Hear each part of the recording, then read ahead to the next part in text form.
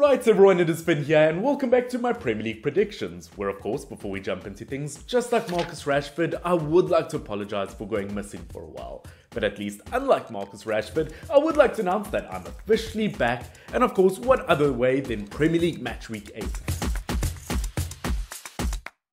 Where today we've got some phenomenal games to talk about. Obviously the big one being Arsenal versus Manchester City, but of course with that so many other incredible games that I cannot wait for. As I said, I would like to genuinely apologise for going missing for a tiny bit. I'm sure I will update you guys in the near future, but as I said, for right now, I am back. I'm not leaving!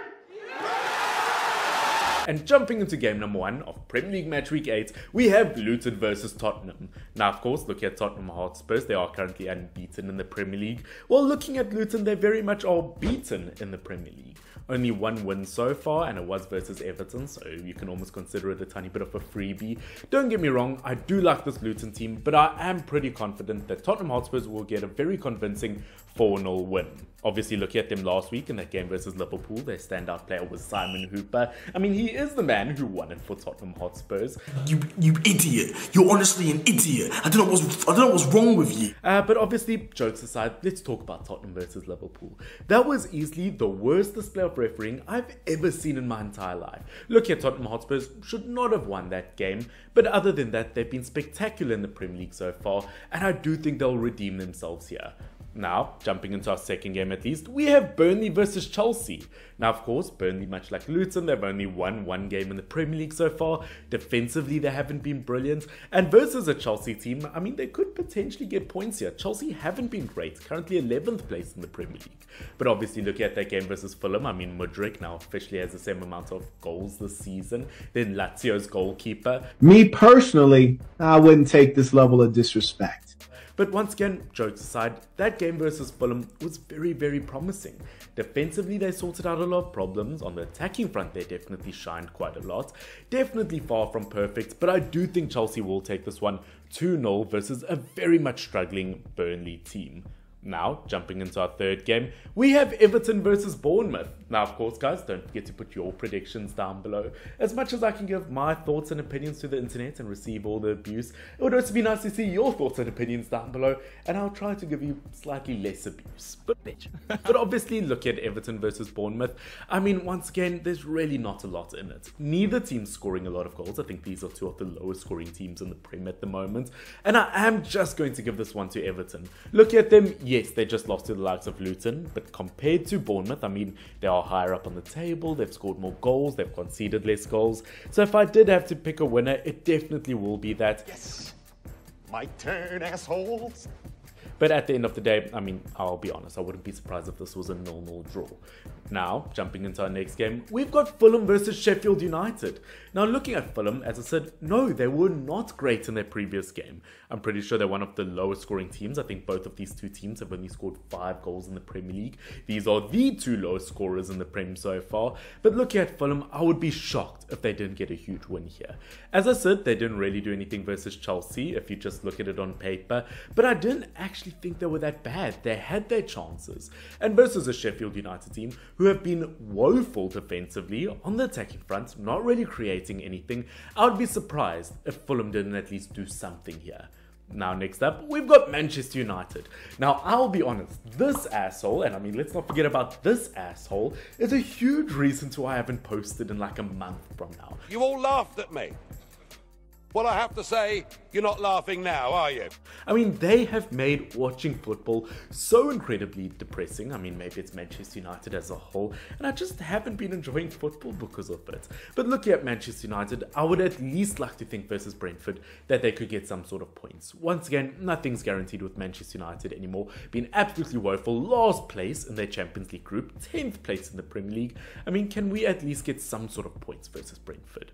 I'm going to put forward a 2-1 win, because I mean, no clean sheet's going to be happening here. It's like a teenager when they finally discover, well, I don't know. I think that's a bit dodgy, mate. But at the end of the day, I have noticed that Brentford, although no, they haven't been horrific in their displays, they are kind of missing that number 9 up front who is going to bag all the goals, like Ivan Toney. I do think Manchester United might wake up just a tiny bit, although they have so many injuries, and they will just creep in a 2-1 win. Crystal Palace versus Nottingham Forest is next. Now, to be honest, I really can't divide these two teams on paper. I am going to put this down as a 2-2 draw because looking at Crystal Palace, I do feel like they are a team with a lot of promise, although the results haven't quite shown that. While looking at the likes of Nottingham Forest, I think that they're the exact same in that regard.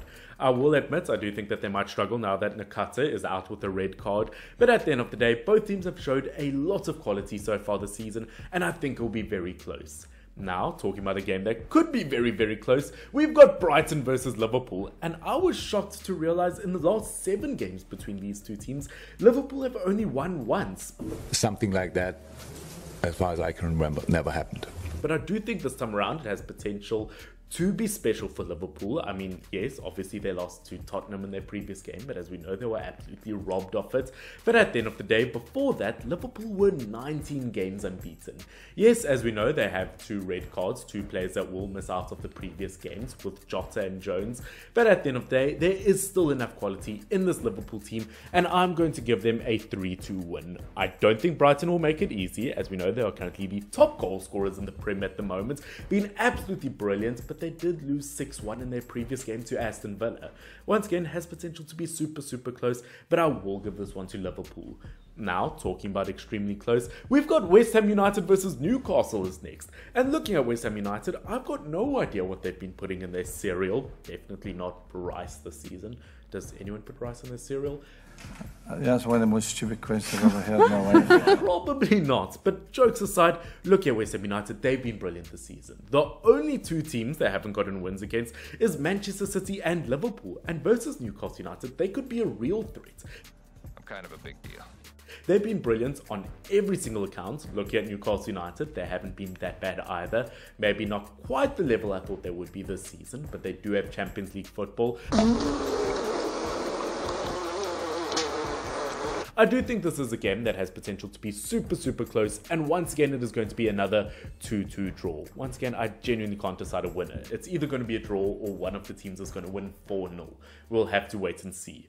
Now, jumping into our next game, we've got Wolves versus Aston Villa. Now, Wolves, the only team to get any points from Man City this season, which I never thought I'd say that, versus Aston Villa, a team who on their day has been absolutely brilliant. Also one of the top goal scoring teams in the Prem this season. Once again, this has potential to be a super, super close game, and although Wolves conquered the Citizens in their last game, I do think this one will go to Villa with a 3-1 win. Once again, I've just seen a tiny bit more consistency from them, and I do think they'll take it. That takes us to our last game of Premier League Matchweek 8 with Arsenal versus Man City. Once again, what a game this is going to be. Yes, I know, looking at the last 10 Premier League meetings, Man City have won 9 out of those last 10 games, but let's not forget in the beginning of the season when Arsenal won the Community Shield.